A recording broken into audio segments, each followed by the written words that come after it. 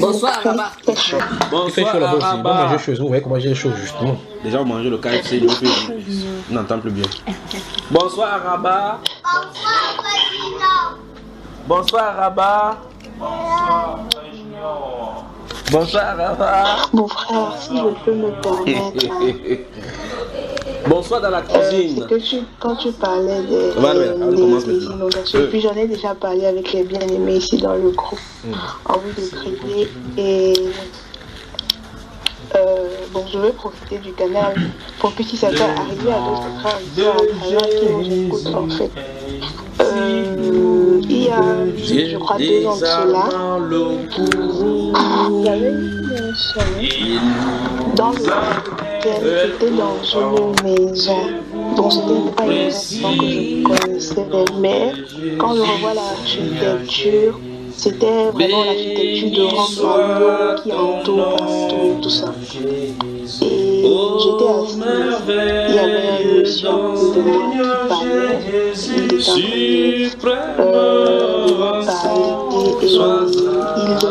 de parler et il me faisait part de ce que il est très en colère parce qu'on utilise son nom pour cacher le mal qu'on est en train de faire. Pour faire le mal. Ils disent qu'ils sont les serviteurs, ils disent qu'ils sont les serviteurs, mais tout ce qu'ils font c'est le mal, tout ce qu'ils font c'est le faux. Il me dit viens, regarde. Et pendant qu'il me prend, il me dit regarde de l'autre côté parce que les maisons étaient construites autour dans le fond de l'étang. Sois adoré pour toujours. J'aime le nom. Bah, ce que nous entendons, pensons que ta connexion se stabilise là parce que ça s'entend court. Lui seul me rend plus que vainqueur précis. Nom de Jésus, Seigneur Jésus, béni soit ton nom. Ta connexion se stabilise, tu nous reviens. Spiritual Santo. Oh, merveilleux don, suprême, ton son soit adoré pour toujours. Et si parfois j'ai su tomber, et si dans le bas je suis tombé, son nom puissant va briller. Est-ce que c'est stable maintenant, soeur? Oui, je crois que ça va bien. Allons-y, on va juger. Ok, donc j'étais en train de dire que l'homme vient dans mon regard, il m'avait dit, et juste en face de moi, juste en face de moi, de l'autre côté, il y avait une grande cathédrale, une très grande cathédrale, une bâtisse catholique là. Il y avait une procession de prêtre, et il disait, tu vois, ce sont les serviteurs de l'ennemi, mais ils prononcent mon nom, c'est Dieu. Et il disait, je vais les détruire, je vais les détruire. Et pendant qu'il est en train de parler comme ça, je vois un animal dans l'eau en train d'agiter fortement, et voilà les eaux qui se lèvent. Et quand je voyais ça, tous les eaux allaient descendre, on est mort, on va nous détruire ici. Et qu'est-ce qu'il faut faire maintenant? Là je sors, moi je sors, il y avait ma soeur à côté de moi. Je lui ai dit, mets-toi à l'abri parce que sinon, l'autre là, ça va tout détruire. Et je suis donc sortie, je m'avais dans les rues, je commençais à dire aux gens qui étaient là, chacun marchait, chacun faisait les trucs normalement, comme si de rien n'était. Et j'étais en train de leur dire, mettez-vous à l'abri, l'eau arrive, ça va nous détruire. Mettez-vous à l'abri, entrez dans les maisons, mettez-vous à l'abri. Mais personne ne m'écoutait, j'avais tellement peur. Et donc, je cours alors, je rentre dans la maison, je t'ai reçu.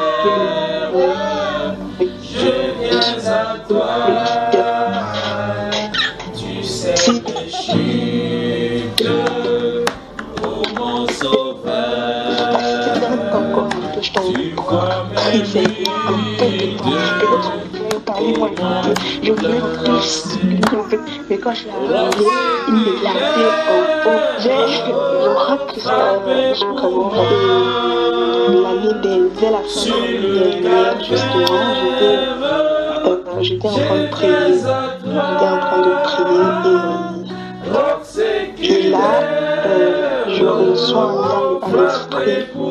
Italie, je vais te détruire. Italie. Que peut faire des idoles, tes prêtres? Tout ça en quoi tu mettais ta gloire, tout ce en quoi était placé ton prestige va être renversé, va être détruit. Voici les eaux s'élèvent et rien ne peut les retenir. Voici j'ai été à la messe en temps de prière et elle vient sur toi. Et là quand j'avais les yeux fermés, puis je voyais en vision comment une très forte une très forte montée des eaux qui c'était vraiment la décidée à tout détruire. Et là, quand je commençais à prier, à un moment pour supplier en disant que ça ne l'arrive pas, mais je n'arrivais pas. Et je suis entrée dans la repentance. C'est quand je suis entrée dans la repentance que j'ai compris que c'était avec ça que le Seigneur attendait de nous. Tout le peuple d'Italie, toute l'église en Italie, vraiment que nous rentrions dans cette sincère repentance. Et qu'on cherche véritablement la face de Dieu parce que le confort, le bien-être, tout ça fait qu'on oublie véritablement le Seigneur. En tout cas, que chacun chose sur sa tête avec ce qui va arriver parce qu'en réalité, il va punir, il va s'élever pour punir. Parce que pendant qu'il parlait, j'ai regardé, pratiquement c'est le cas de. Quand j'ai regardé cette chose, c'est le cas de cette femme qui a subitement perdu son enfant. Son enfant partait dans l'eau et qu'elle était impuissante. Vous voyez comment quelqu'un s'est déchiré des peines. Vous voyez, des choses s'est passées. L'enfant qui a mis ses noyaux, vous dites, qu'est-ce que l'enfant s'est fait dans tous ces ici? La désolation. Je viens vraiment à mettre l'inondation en Italie. Donc préparez-vous subitement. Et puis levez une de ces nuits. Ça commence subitement.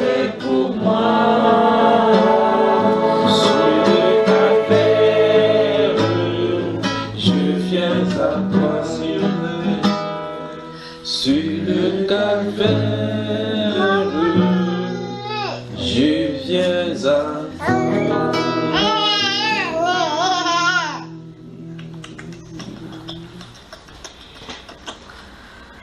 c'est dans l'évangile qu'on trouve la vie, la paix, le pardon, le bonheur. Attends, le frère continue le mot là. Tout ça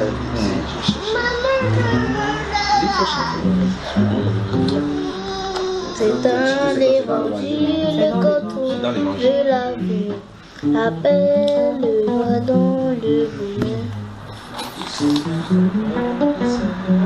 Tu as trouvé? On va voir tout à l'heure. C'est dans l'évangile qu'on trouve la vie, la paix, le pardon, le bonheur. Ouvrons notre cœur à sa grâce infinie, donnant tant des biens aux pécheurs, auprès du Seigneur, avec lui sur la route, marchant de tout cœur, en chantant, il sauve, il guérit, il enlève le doute, il vit, il est là maintenant. Il montre un endroit pour jeter la souillure. Voilà, c'est ici Golgotha, un lieu de folie, un endroit de rupture. Mais crois, le pardon est bien là, auprès du Seigneur, avec lui sur la route, marchant de tout cœur en chantant. Il sauve, il guérit, il enlève le doute. Il vit, il est là maintenant. Suivons les chemins qui plus loin nous entraînent au centre de la vérité. pendant que l'amour de Jésus nous emmène au règne de l'éternité. Auprès du Seigneur, avec lui sur la route, marchons de tout cœur en chantant mes soeurs. Il sauve, il guérit, il enlève le doute, il vit, il est là maintenant. Auprès du Seigneur, avec lui sur la route, marchons de tout cœur en chantant. Il sauve, il guérit, il enlève le doute, il vit, il est là maintenant.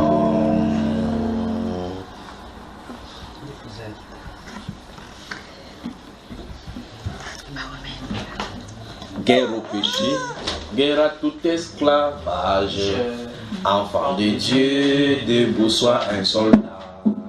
Guerre à Satan, que noble saint courage, dans ton bras, sois vaillant au combat, faut prendre courage, armée de l'éternel. Dieu t'a formé en marche vers le ciel, faut prendre courage, armée de l'éternel. Dieu t'a formé en marche vers le ciel. Guerre au fléau, guerre à l'ivrognerie, à l'avarice, à toute impunité. Soldat de Dieu, qu'une sainte furie brûlant ton cœur contre l'iniquité. Au prendre courage, armée de l'éternel. Dieu t'a formé en marche vers le ciel. Faut prendre courage, armée de l'éternel. Dieu t'a formé en marche vers le ciel. Guerre à l'orgueil, guerre à l'envie, au mensonge, à la haine. Par ton esprit, Dieu d'amour et de paix. Toi seul tu peux briser la forte chaîne et libérer le captif à jamais. Au prend courage, armée de l'éternel. Dieu t'a formé en marche vers le ciel. Au prend courage, armée de l'éternel. Dieu t'a formé en marche vers le ciel. Guerre à l'orgueil qui ruine à notre terre, nous éloignant de notre Créateur et séparant le frère de son frère, crucifiant enfin le Rédempteur. Au prend courage, armée de l'éternel. Dieu t'a formé en marche vers le ciel. Au prend courage, armée de l'éternel. Dieu t'a formé en marche vers le ciel. Au prend courage, armée de l'éternel. Dieu t'a formé en marche vers le ciel. Au prend courage, armée de l'éternel. Dieu t'a formé en marche vers le ciel. Guerre à l'orgueil qui ruine à notre terre, nous éloignant de notre Créateur et séparant le frère de son frère, crucifiant enfin le Rédempteur. Au prend courage, armée de l'éternel. Dieu t'a formé en marche vers le ciel. Au prend courage, armée de l'éternel. Dieu t'a formé en marche vers le ciel. Courage, armée de l'éternel. Dieu t'a formé en marche vers le ciel. Au prend courage, armée de l'éternel. Dieu t'a formé en marche vers le ciel.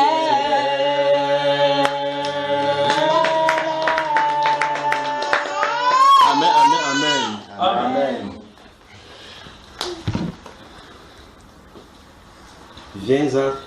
Viens à sa parole, croisant son nom qui console du mal. Il te gardera. Alléluia. Jésus, il s'énerve. il aime. Il aime, il pardonne. Viens, tu chanteras. Alléluia. Viens à sa parole, croisant son nom qui console du mal. Il te gardera. Alléluia. Alléluia. Jésus, Jésus, il se nomme, il aime, il pardonne. Viens, tu chanteras, alléluia. Le Seigneur est pour nous, contre nous qui sera. Loin de lui, la vie n'est qu'un triste sort. Le Seigneur est pour nous, le vrai pain de l'esprit. Sur le chemin des gloires, marche avec lui. Viens à sa parole, son nom qui console, il te gardera. Alléluia. Jésus, il se nomme, il aime, il console. Viens, tu chanteras, alléluia. Le Seigneur est pour nous, la lumière et la vie. Il est le bon berger qui nous conduit. Le Seigneur est pour nous, le vrai pain de l'esprit. Sur le chemin des gloires, marche avec lui. Viens à sa parole, son nom qui console, il te gardera. Alléluia. Il se nomme, il aime, il pardonne. Viens, tu chanteras, alléluia. Viens à sa parole, son nom qui console du mal, il te gardera. Alléluia. Alléluia. Jésus, il se nomme, il aime, il pardonne. Viens, tu chanteras, alléluia. Viens à sa parole, son nom qui console du mal, il te gardera. Alléluia.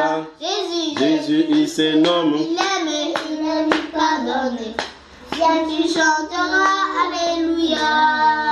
Applaudissez pour les enfants. Bonsoir à Rabat. Bonsoir, voilà. Maintenant, oui, l'espérance de l'évangile est certaine. Ce qu'il promet se produit vraiment. C'est lui qui fit des promesses, et oui, et amen. Et Dieu intervient par un serment. C'est pourquoi dans la foi est une immense joie. Persévérons dans le combat, car nous savons que notre travail n'est pas vain. La sémence porte des fruits sains. Merci soit à Dieu pour sa miséricorde et l'espérance qu'il nous accorde.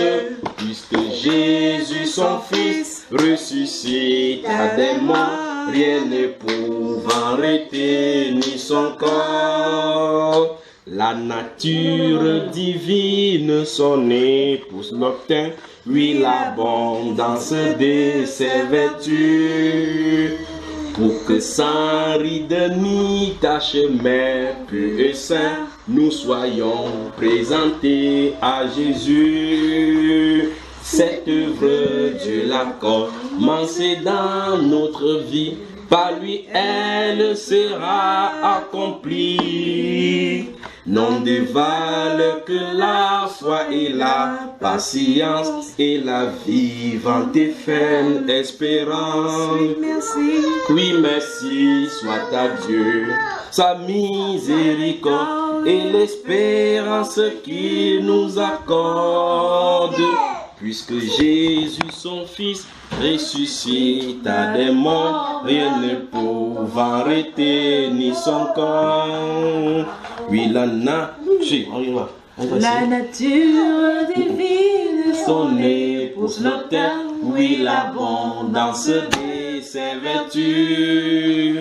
Pour que sans ride ni tache, mais pur et saint, nous soyons présentés à Jésus. Cette œuvre, Dieu l'a commencée dans notre vie. Par lui, elle sera accomplie. Non dévale la foi et la patience et la vivante et ferme espérance. Oui, merci soit à Dieu pour sa miséricorde et l'espérance qu'il nous accorde. Puisque Jésus, son Fils, Si t'as des morts, rien ne pouvant arrêter ni son corps. Oui, nous te louons Dieu pour ce céleste appel et pour l'héritage impérissable. Ton Fils unique inaugura la voie nouvelle. Sois béni pour ces dons ineffables. Garde-nous, notre Dieu, dans un esprit bouillant, que sans cesse nous soyons fervents, pour garder l'espérance que tu as donnée, d'être avec toi pour l'éternité. Merci, merci soit à Dieu pour sa miséricorde et l'espérance qu'il nous accorde. Puisque Jésus, son Fils, ressuscita des morts, rien ne pouvant arrêter ni son corps.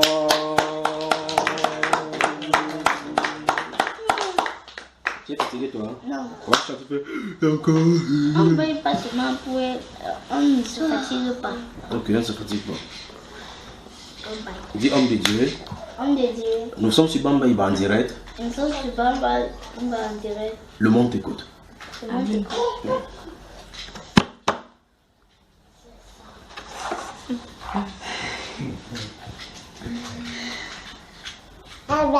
Tu as des cantiques, frère?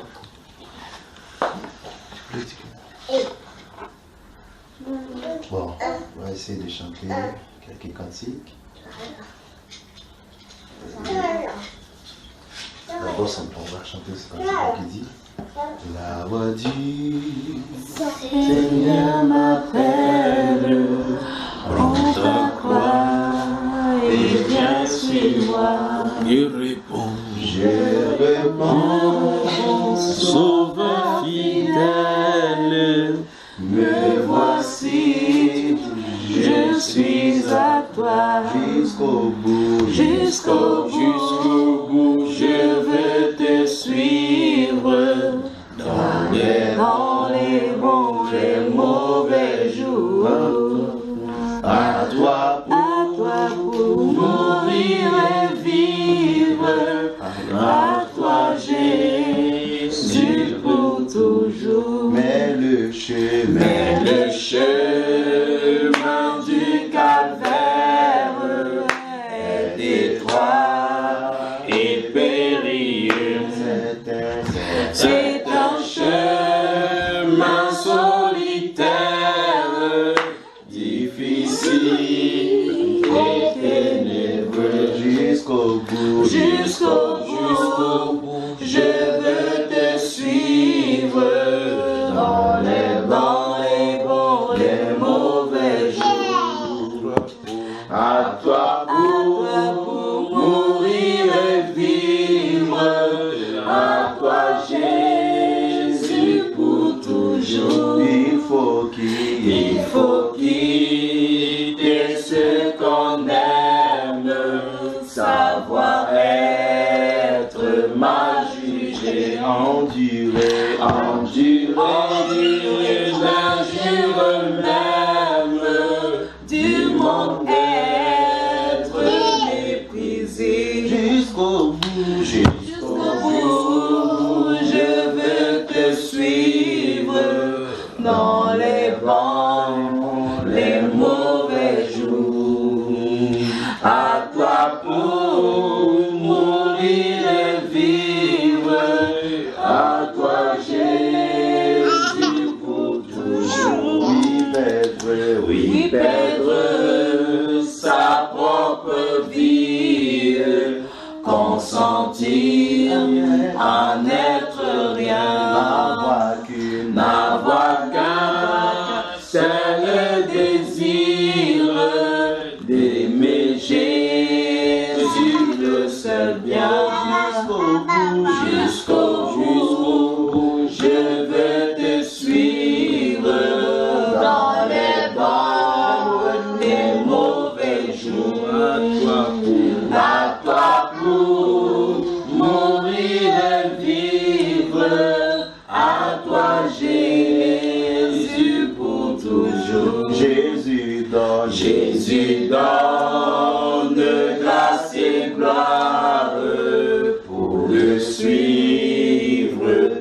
à pas avec lui, joie et victoire, paix et bonheur ici-bas. Jusqu'au bout, je veux te suivre dans le monde, dans les longs, les mauvais jours. À toi pour mourir et vivre, à toi Jésus pour toujours.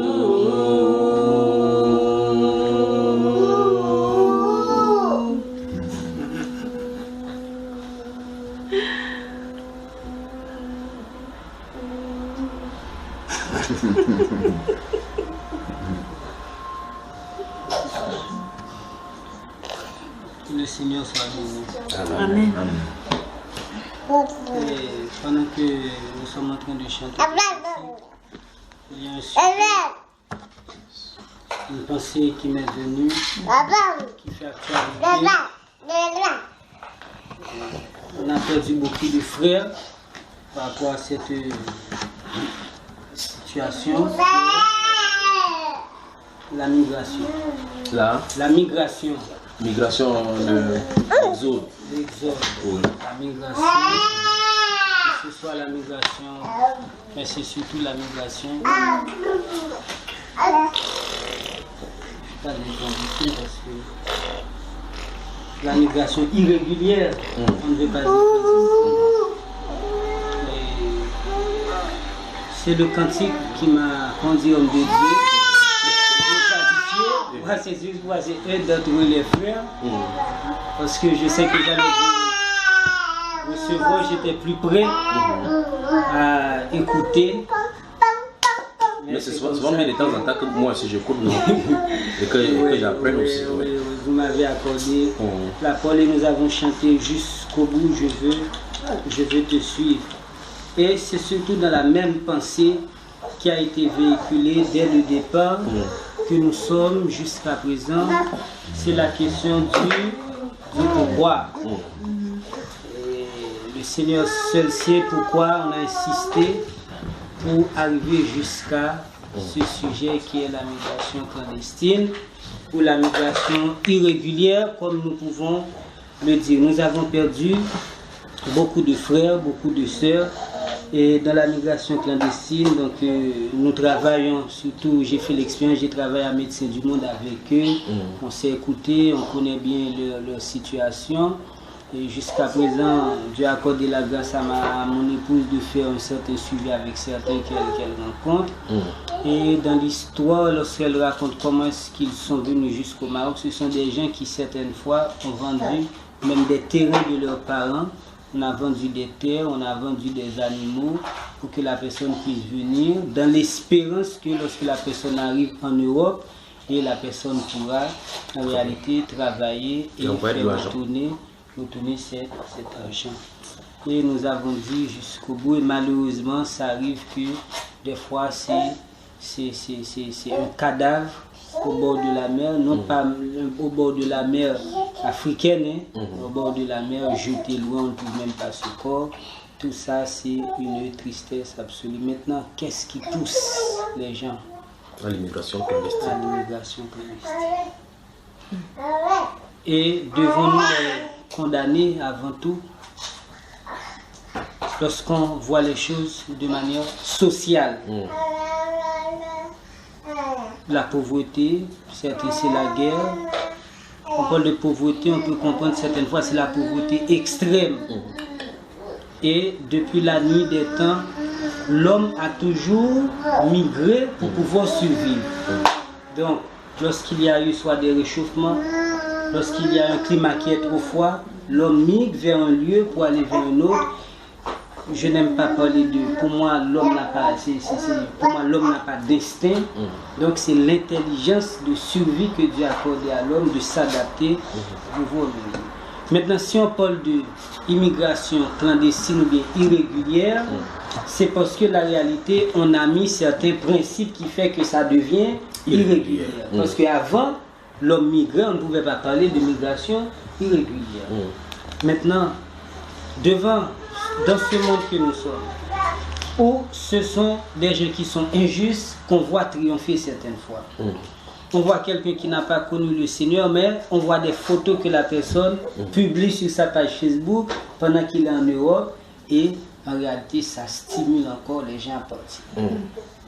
Si les gens, rien ne peut les bloquer pour partir, parce que la misère qu'il y a va les pousser à partir.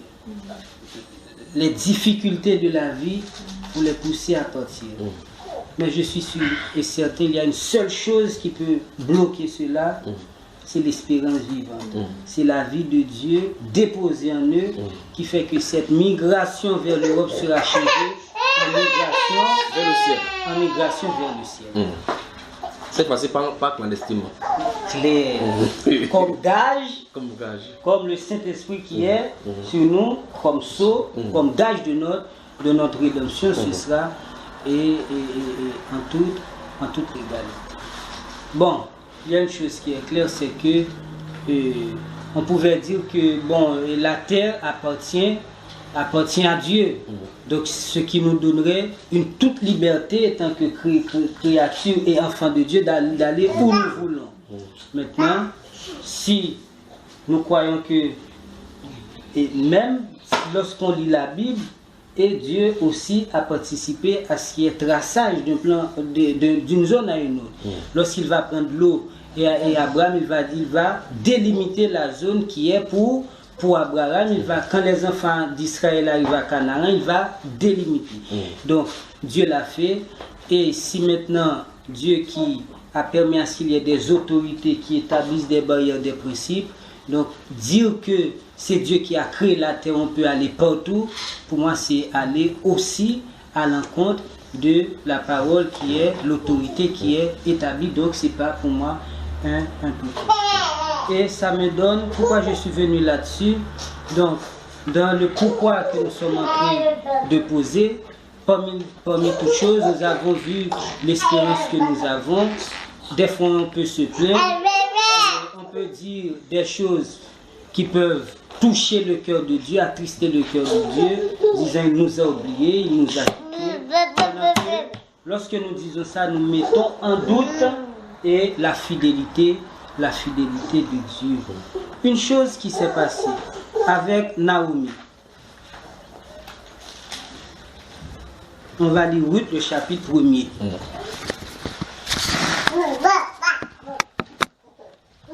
Nous allons voir un cas. Et pourquoi je suis amené à parler de ça, c'est parce que nous avons chanté le cantique qui dit jusqu'au bout, je veux te suivre. Est-ce que, étant que chrétien, je peux dire que la route là que je suis en train de prendre, est-ce que c'est Christ que je suis en train... Est-ce que je suis Christ comme ça, et dans cette forme et illégalité que je peux dire. Et d'ailleurs, le mot peu importe le mot, clandestin, irrégulier, illégal, on voit que ce sont tous des mots qui ne tiennent pas sur la balance. Du temps des juges, il y eut une famine dans le pays. Un homme de Bethléem de Juda partit avec sa femme et ses 2 fils pour faire un séjour dans le pays de Moab. Le nom de cet homme était Elimelech, celui de sa femme Naomi, et ses 2 fils s'appelaient Machlon et Kiljon. Ils étaient Éphratiens de Bethléem de Juda. Arrivés au pays de Moab, ils y fixèrent leur demeure. Elimelech, mari de Naomi, mourut et elle resta avec ses 2 fils. Ils prirent des femmes moabites, dont l'une se nommait Orpa et l'autre Ruth, et ils habitèrent là environ 10 ans. Machlon et Kiljon moururent aussi tous les 2, et Naomi resta privée de ses 2 fils et de son mari. Puis elle se leva, elle et ses belles-filles, afin de quitter le pays de Moab, car elle apprit au pays de Moab que l'Éternel avait visité son peuple et lui avait donné du pain. Donc les versets 1er jusqu'au verset 6, le verset 1er nous décrit une famine qu'il y a, et le verset 6 nous décrit Dieu qui a visité et le pays et qui a donné du pain.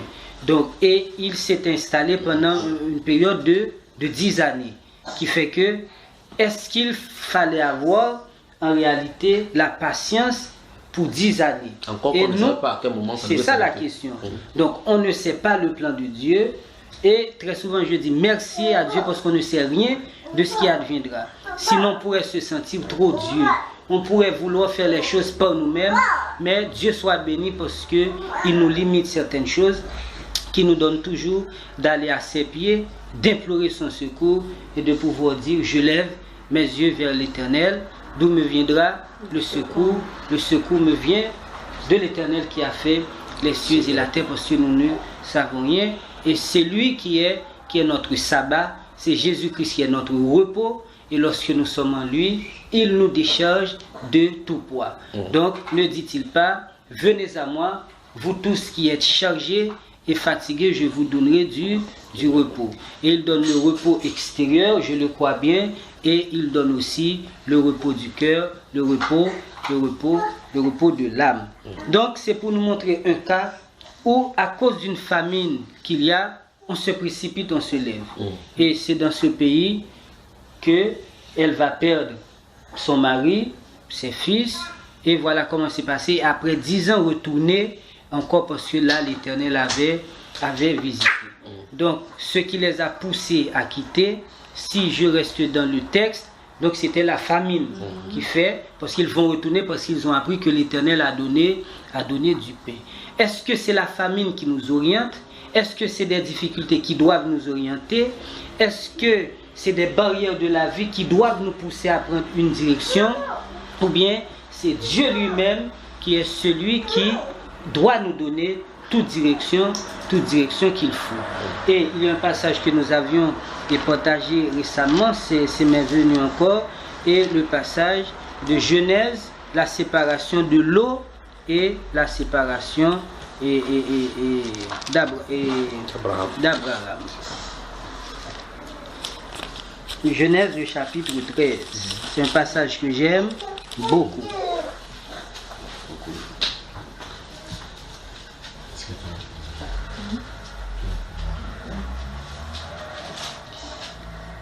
Je lis à partir du verset 8. Genèse 13, je lis à partir du verset 8. Abraham dit à Lot qu'il n'y ait point, je t'ai pris de dispute entre moi et toi, ni entre mes bergers et tes bergers. Car nous sommes frères, tout le pays n'est-il pas devant toi? Il dit, tout le pays n'est-il pas devant toi? Sépare-toi donc de moi. Oui. Si tu vas à gauche, j'irai à droite. Si tu vas à droite, j'irai à gauche. Alors, donc vous voyez que sur la base de frères que nous sommes, c'est Abraham qui va proposer à Lot une séparation. Et il dit, si tu vas à gauche, je vais à droite. Si tu vas à droite, je vais à gauche. Parce que, et là aussi, je vois très souvent une séparation, même ministérielle, qui est là.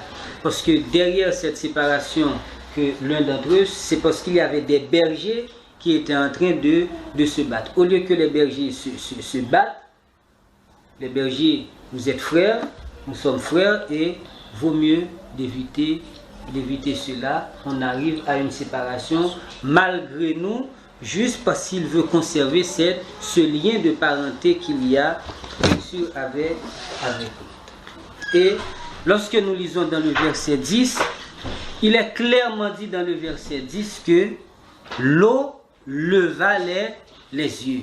Donc c'est l'autre qui a pris lui-même l'initiative de lever ses yeux tout seul. Et vit toute la plaine du Jourdain qui était entièrement arrosée avant que l'Éternel eût détruit Sodome et Gomorrhe. C'était jusqu'à Tsoar, et on dit comme un jardin de l'Éternel, comme le pays d'Égypte, comme un jardin de l'Éternel.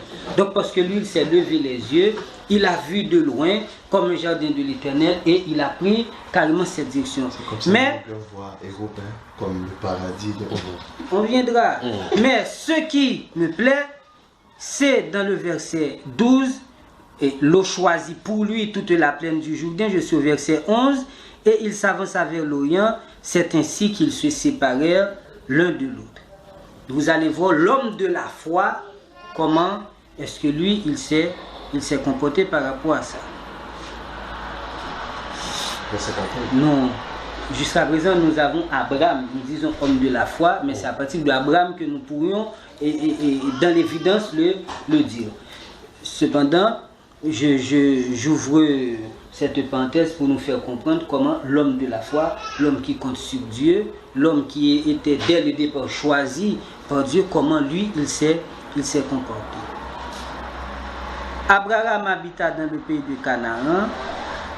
Et je suis dans le verset 12, l'eau habita dans les villes de la plaine et dressa ses tentes jusqu'à Sodome. Les gens de Sodome étaient méchants et de grands pécheurs contre l'Éternel. L'Éternel dit à Abraham, après que l'eau se fut séparée de lui, lève les cieux. Vous voyez que deux cas, l'eau a pris l'initiative, il s'est levé lui-même les yeux. Pendant que Abraham, c'est Dieu qui lui a dit de lever les yeux. Et du lieu où tu es, regarde vers le nord et le midi, vers l'Orient et l'Occident, car tout le pays que tu vois, je te le donnerai à toi et à ta postérité pour toujours. Amen. Donc, deux cas différents. Un homme qui lui se lève les yeux, il voit les choses de loin, comme un jardin de l'Éternel, et pendant qu'il ne sait pas qu'est-ce qu'il y a en réalité. C'est-à-dire que devant ce pourquoi que nous posons, devant des difficultés de la vie, devant le tableau que nous avons, en regardant ceux qui sont ceux qui ne connaissent pas le Seigneur et pourtant qui vivent bien, et on se dit non, il y a quelque chose à faire. Donc la famine nous commence à donner, à prendre des directions de par nous-mêmes. Mais l'homme de foi, l'homme qui s'appuie sur Dieu, l'homme qui a Dieu comme roc séculaire, comme retraite, attend toujours le signal de Dieu pour pouvoir prendre une direction.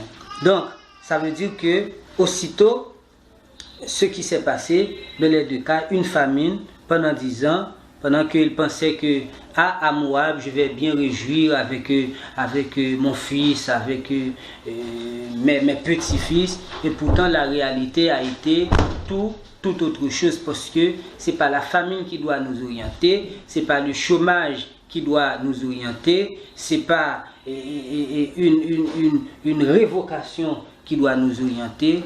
En toute chose, le chrétien est orienté par l'Esprit de Dieu qui est en lui et qui lui donne les directions qu'il faut prendre.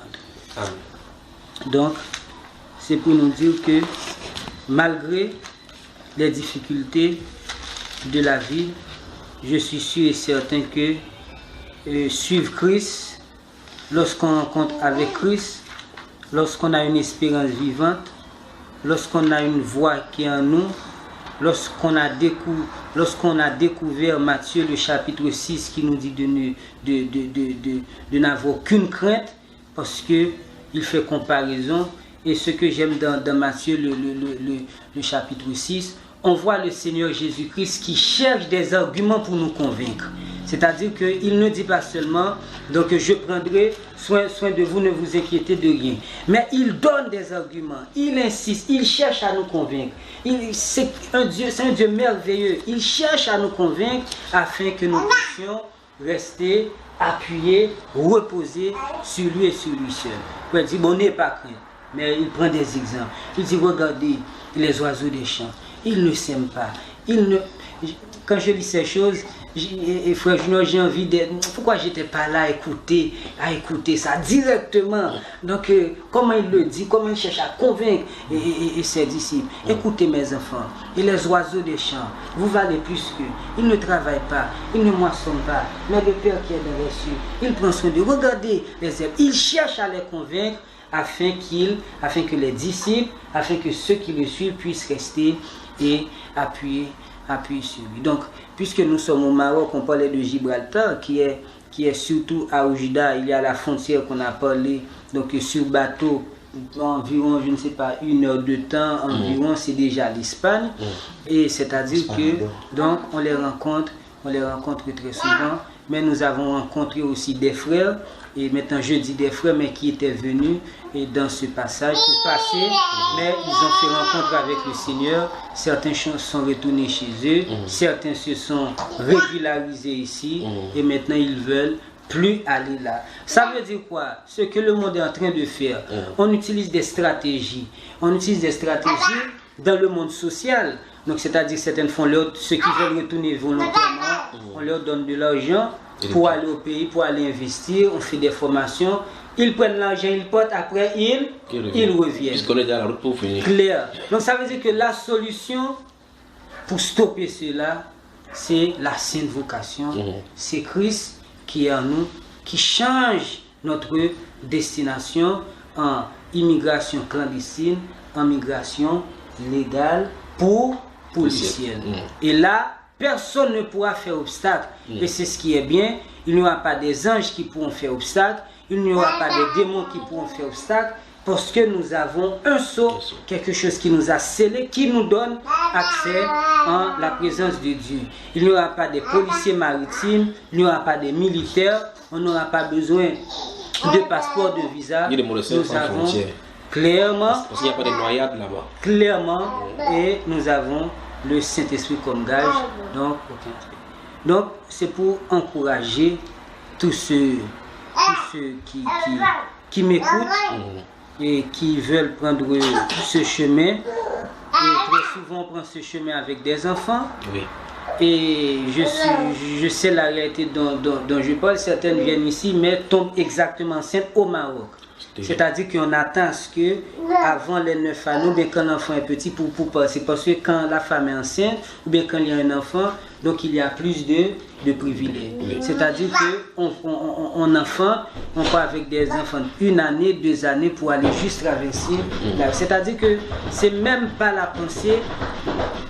C'est même pas la pensée de la progéniture, c'est même pas la pensée de remplir la terre, hein, si je pourrais le dire comme ça. Ce n'est même pas la pensée d'avoir un enfant comme le Seigneur l'aurait souhaité. Donc l'enfant devient un instrument de voyage. L'utérus de la femme, c'est-à-dire devient un instrument de voyage. De clandestinité. L'utérus, la matrice de la femme, devient carrément un instrument de clandestinité, ce que je trouve très, très dommage. Mais lorsqu'on rencontre le Seigneur, on parlait de la suffisance, on parlait du contentement de ce que Dieu nous donne. Donc je suis sûr et certain, beaucoup d'entre eux, s'ils rencontrent le Seigneur, donc ils sauront c'est quoi le contentement, c'est quoi la suffisance, et attendent à ce que le Seigneur dit le mot autant convenable, il le fera. Donc que le Seigneur bénisse tous ceux qui écoutent et tous ceux qui avaient cette pensée et qui se conforment à la lumière des Écritures. Amen. Amen. Amen. Moi, en tant que chrétien et soif de la vérité, je souhaiterais poser des questions parce que vous êtes dans le feu de l'action ici. Je me dis, et si quelqu'un t'écoute et qui est peut-être dans le désert, peut-être de la Mauritanie, montant pour arriver ici, subitement le Saint-Esprit écoute ça, il écoute. Qu'est-ce qu'il doit faire? Fonçant comme ça, comme les moutons, ou bien encore comme les oiseaux qui quittent le printemps pour se diriger avec l'instinct. Tu as dit tout à l'heure que l'homme n'a pas l'instinct, mais il y a des gens qui viennent dans leur pays, parce que quelqu'un est sorti de l'Europe, il vient, il se pas vendre dans le quartier avec de l'argent. Il dit quoi? Il dit, comment on dit, c'est un bengueté, c'est-à-dire qu'il sort de beng. Comme si là-bas on ramasse de l'argent. Ça donne aussi un déclic dans le cœur des enfants que je veux aussi être comme lui. Et même certains parents insultent les enfants que regarde pas ton gars qui est parti, il a construit la maison de sa famille, ne connaissant pas la triste réalité de l'autre côté. D'autres sont dans la drogue, dans la prostitution, des fausses choses pour pouvoir envoyer l'argent au pays comme ça. Et d'autres donc vendent les terrains donc, pour envoyer l'argent afin qu'ils relèvent le nom de la famille en amont. Alors je pose la question, si quelqu'un t'écoute, comme tu as parlé de l'immigration clandestine, et là il est question du renouvellement de l'intérieur de ceux-ci afin qu'ils se focalisent sur le voyage qui est fait pour l'éternité sans avoir besoin d'entrave de police maritime et autres. Quelqu'un t'écoute dans le désert de la Mauritanie, à Nouakchott, alors qu'ils sont en train de monter pour venir par ici. D'autres sont en train de corrompre les policiers au niveau de la frontière entre le Burkina Faso et ceux de Tombouctou. Qu'est-ce que tu leur dis? Ils doivent retourner. Donc dans le désert, après avoir vendu le terrain, pour le faire venir là-bas, ils arrivent là-bas, ils entendent ta voix. Tu leur dis, retournez à la maison. Ils doivent retourner. il y a des choses dans le Seigneur. Donc c'est comme on le disait hier, il y a certaines choses qui sont choquantes. Et non pas parce que ce qui est choquant doivent devenir silencieux. Donc c'est-à-dire que c'est choquant, mais on n'aura qu'une seule parole à dire, c'est de retourner à la lumière des Écritures. Maintenant, je suis sûr et certain, étant que, bon, comme s'il écoute la voix de loin, donc il n'a qu'à retourner. Maintenant, je sais qu'il y a aussi le côté, comme on parlait, le côté social, le côté de l'assistance. La réalité. Donc la réalité, il faut entrer dedans, mais la finalité est de retourner, de se conformer pour être à la lumière de la parole. Et même ceux qui sont ici avec nous, même pas dans le désert aussi, parce que c'est la même réalité. Donc il y a un seul message, il faut retourner. Par exemple, je suis dans un cabinet médico-social que je peux dire, quand ce côté vient, on reçoit, ma femme reçoit des gens ici, donc qui sont dans l'immigration irrégulière ou clandestine, on les accueille, ce sont des gens qu'on supporte selon la grâce que le Seigneur a fait, mais le message est toujours clair. Si vous voulez parler de traverser en Europe, comment faire, il ne faut même pas aborder ça comme si on va t'orienter, te dire la seule chose, il faut retourner. Voilà donc ce qui est clair. Donc, voilà. Et grave encore, certaines personnes quittent leur pays, arrivent à un niveau donné, jettent leur passeport. Ils ont des réseaux, ils parviennent à trouver d'autres passeports, d'autres nationalités, des faux passeports, héritent d'autres noms, fuient leur propre nationalité. C'est le faux. Donc tout est faux jusqu'au niveau où ils se trouvent. C'est le faux. Et ils t'écoutent, qu'est-ce qu'ils doivent faire? C'est le faux. Il doit prendre un autre chemin, prendre une autre direction qui est la direction du Seigneur, qui est la direction de la droiture. Donc tout ce que nous faisons doivent être inspirés, comme on le chantait, le disait, par la parole de la vérité. Dès que c'est déjà faux, dès que c'est déjà illégal, il y a un problème. D'ailleurs, je vais le dire franchement, je rencontre certaines personnes ici qui se disent pasteurs. Ils sont pasteurs et pourtant ils sont là, ils te disent pour venir la passer Mauritanie, en Algérie. Après, mais je dis, mais pasteur, comment? Là, je n'arrive pas à comprendre. Ça veut dire que j'ai toujours des réserves. Mais il dit toujours, il dit que le Seigneur l'a vraiment veillé sur ce qui arrive. Le Seigneur qui l'a même envoyé parce qu'il a une mission particulière. Donc on écoute toutes sortes de choses. En détail, il est passé par des faux chemins, il a fait des fausses choses. C'est le Seigneur. Donc le Seigneur a un but, le Seigneur l'a voulu là. Récemment, j'ai même écouté un qui me disait que le Seigneur lui avait dit de partir en Algérie. Pas de voix faussée, comme ça. C'est ça. C'est-à-dire que le problème est dans le cœur, avant. Et c'est là la réalité. Donc même si on donne de l'argent, tout autant que le cœur, ce n'est pas résolu, donc ils vont toujours voir l'Europe comme un jardin de l'Éternel. Et comme on disait, la réalité est tout autre chose là-bas. Malgré que les gens meurent en masse dans des eaux internationales, ça ne les dit rien. Ils voient. Et puis ce qu'on ne peut pas comprendre, on leur montre des vidéos. On leur montre des ça ne les dissuade pas. Rien. Donc ça veut dire que le problème est vraiment ancré dans le cœur. La solution, c'est le Seigneur. Et tes collègues dans les Médecins Sans Frontières et toutes les autres immigrations, s'ils t'écoutent, qu'est-ce que tu dois leur dire? Ceux qui m'écoutent, qui sont dans des différents groupements dans chaque filiale qui s'occupe du cas de l'immigration. Il y en a beaucoup. La Médecins du Monde que tu as parlé, j'espère ne pas faire de publicité. Par exemple, ici, je parle de la réalité que je connais. On ne peut pas les dire arrêtez ce que vous faites. parce qu'il y a une certaine prise en charge quand même qui se font.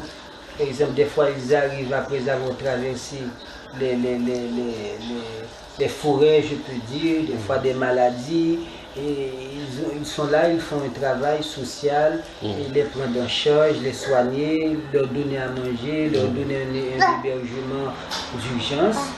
Et maintenant, puisqu'ils ne sont pas la voix, et ils ne sont pas appui et colonne de la vérité, donc je me suis dit que ça reste le travail de l'Église qui est colonne et appui de la vérité pour dire les choses telles qu'elles sont. Mais c'est sûr et certain que les ONG ne pourront pas parler de la même manière que nous abordons le sujet. Nous avons notre langage, nous avons notre vision par rapport à ça, et c'est sûr et certain qu'eux aussi, ils ont leur langage et leur vision. Maintenant, si on parlait avec eux, donc on leur ferait comprendre que la vraie solution, donc les stratégies qu'on utilise, montrer des vidéos et faire des formations pour qu'ils, mais la solution réelle, c'est rencontrer avec celui qui donne la paix du cœur et qui ne donne pas la paix comme le monde. Et faire comprendre à tous ceux qui sont dans cette démarche qu'il y a un temps pour chaque chose. Et nous avons pris le cas des disciples qui étaient sur la barque lorsque les flots de la mer commençaient à s'élever. Une chose qui est très frappante dans le texte, c'est que Jésus-Christ s'est réveillé à la 4e veille de la nuit. Pendant qu'ils ont passé la première veillée, la deuxième, la troisième, Jésus-Christ est là, tranquille. Il s'est réveillé à la 4e veille. Et même pendant la première veille de la nuit, ils peuvent prier. Il ne va pas se réveiller. Ils peuvent chanter des cantiques. Parce que dans sa souveraineté, il doit se lever à la 4e veille de la nuit pour régler ce problème. Et je suis sûr et certain, lorsqu'on posait des pourquoi, et le Seigneur a un but derrière. Et permettez-moi de prendre ce passage parce que ça le stimule. 1 Pierre.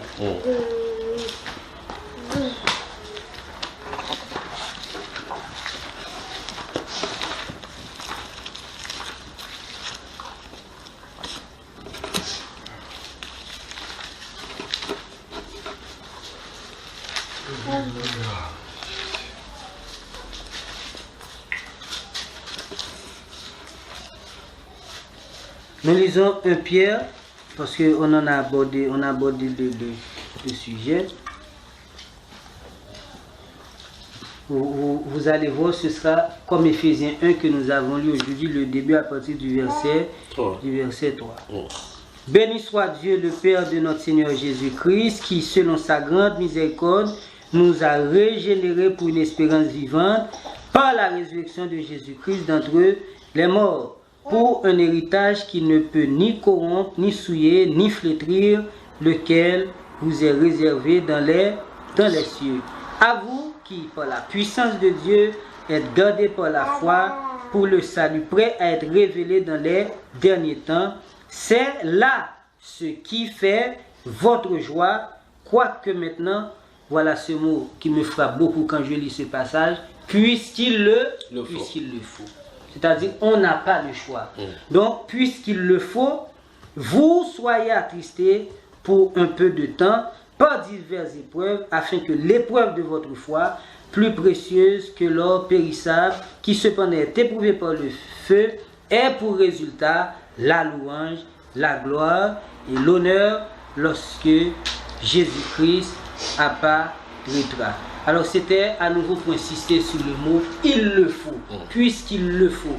C'est-à-dire que ce n'est pas quelque chose qu'on peut passer en dehors de ça. Donc il faut les épreuves, il faut la souffrance, parce que le Seigneur a un but derrière ça. Donc après avoir connu des moments difficiles, donc il va nous rendre beaucoup plus fermes, beaucoup plus affermis, afin que nous ne soyons pas ébranlés, afin que tout cela aille à la louange de la gloire de son Dieu. Puisqu'il le faut. Ça veut dire que il y a certaines épreuves, même si tu pries comme pas possible, il y a un temps marqué qu'il va se lever pour dire au vent, tais-toi, pour le dire d'arrêter. on avait pris le cas de Job. Job pouvait prier comme pas possible. Mais le but de Dieu devait être atteint. Ça veut dire que même si pendant les premières épreuves, Job avait prié, il y avait une deuxième chose qui devait arriver, il y avait une troisième. Il faut que le plan de Dieu, ce qu'il avait tracé, soit accompli. Donc, c'est pour dire, il faut ces épreuves, il faut ces choses, afin que notre foi soit épurée et plus précieuse, notre foi qui est plus précieuse que l'or périssable. Donc ça veut dire que rien, encore une fois, ne peut nous séparer de son amour, la famine, rien. Donc c'est-à-dire nous sommes entre ses mains et il est le berger, il est celui qui conduit, il est celui qui prend soin de nous, il est celui qui a la houlette entre ses mains, il y a celui qui a le bâton qui nous rassure. Donc nous devons lui faire confiance. Mais comment lui faire confiance si on n'a pas fait d'abord une rencontre avec lui? Donc c'est la rencontre qui va permettre après la confiance. C'est-à-dire que ceux qui partent pour cette migration, ils ne peuvent faire confiance à Dieu parce qu'ils ne l'ont pas encore rencontré. Il faut la rencontrer avec Jésus-Christ, connaître que c'est lui qui est le berger et faisant confiance, nous sommes entre ses mains et la route, on pourra faire un détour du chemin que nous avons pris parce que nous avons saisi une nouvelle vocation qui est pour nous une vocation céleste. Et là, cette personne se rentre à la maison. Sa maman et son papa lui disent, tu sors de l'Europe? Il dit non. Et j'ai écouté un prédicateur là de Haïti. Il a parlé en créole, j'ai quand même entendu. Il a dit je retourne. On lui dit tu vas retourner, tu vas rembourser tout l'argent qu'on a dépensé sur toi là-bas au pays. Bon, en t'écoutant, il dit si je rentre au pays, mes parents ont vendu tout pour qu'ils arrivent ici. Qu'est-ce que je veux leur dire? Qu'est-ce qu'il faut qu'ils fassent? Alors la question se répond. Si quelqu'un avait volé 10 millions de francs CFA, il a rencontré le Seigneur, si cet argent-là, est-ce qu'il doit encore remettre cet argent ou bien est-ce qu'il doit utiliser? Donc aussitôt, et c'est avec raison que nous avons chanté le cantique, jusqu'au bout, je veux te suivre. Maintenant je vais insister encore une fois sur l'aspect social de l'Église. Ça, je ne peux pas le négliger. Le pourquoi? Parce que dans les enseignements de Jésus-Christ, il nous donne des indications qui ont un but spirituel, mais la réalité est que ces indications ont un but social derrière. Par exemple, lorsque Jésus-Christ dit, lorsque vous partez dans une cérémonie, il ne faut pas précipiter pour prendre les places qui sont devant, de peur que quelqu'un qui soit plus important vienne et qu'on fasse du tourner. Donc la réalité est que spirituellement, on ne doit pas vouloir être toujours les devants, mais c'est quelque chose que j'applique même socialement. C'est-à-dire que je pars quelque part, donc je ne me précipite pas pour être devant, je m'assois, il y a des places, des fois on écrit les noms, on te dit non, c'était réservé à quelqu'un.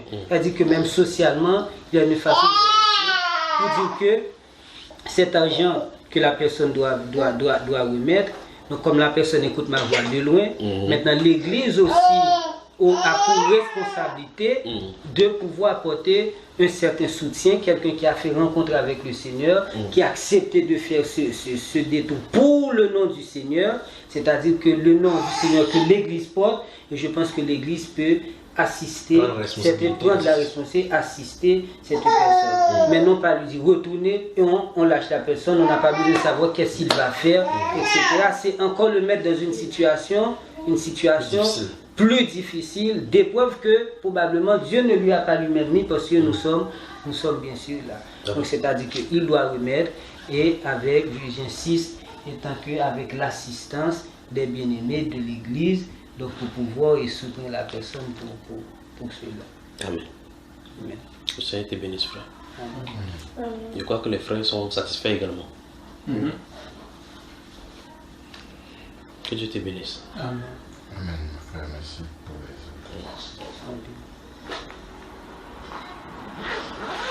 Que toute la gloire lui revienne. Amen. T'adorer. J'ai soif de t'adorer. Tu sais ça, frère? t'adorer, j'ai soif de t'adorer, le privilège que tu nous donnes, c'est de t'adorer, le privilège que tu nous donnes, c'est de t'adorer,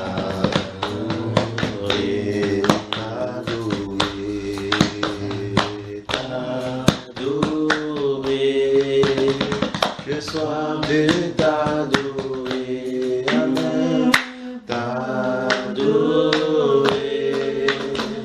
j'ai soif de t'adorer, le privilège que tu nous donnes, c'est de t'adorer, le privilège que tu nous donnes, c'est de t'adorer.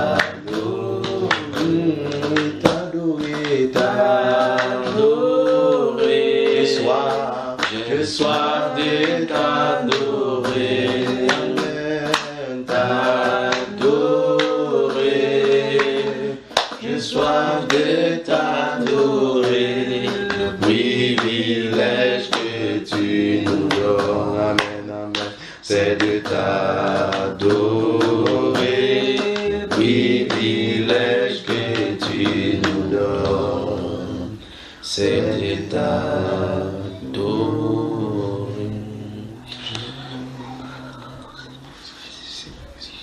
Seigneur, tu as dit dans ta parole que si l'homme qui est sur la terre marche dans l'obscurité, qu'il fasse confiance en toi et qu'il croit en toi, il aura en lui-même la lumière de la vie. Et c'est en l'absence de cette lumière de la vie en nous qui fait, ô Dieu de gloire, que les ténèbres nous conduisent dans tout genre, comme nous venons de voir dans la prédication donnée par ton serviteur, que des gens sortent par le fait du suivisme pour les autres et par des conditions de vie et sociales difficiles qui sont malmenés par tous les genres des maux qui peuvent arriver dans nos environnements. Et ils suivent au Dieu de gloire pour chercher l'avenir meilleur, en cherchant au Dieu de gloire où ils peuvent s'en sortir, cherchant ainsi la paix, non seulement la paix dans leur cœur, mais la paix dans leurs finances et dans leur entourage. Oubliant au Dieu que Seigneur Jésus-Christ, tu es le prince de paix. Mais par la grâce, au Dieu de gloire, et par ta grâce souveraine, tu as fait de nous, au Dieu de gloire, des instruments de paix, afin que nous comprenions, au Dieu de gloire, que nous soyons dans la compréhension de ta paix.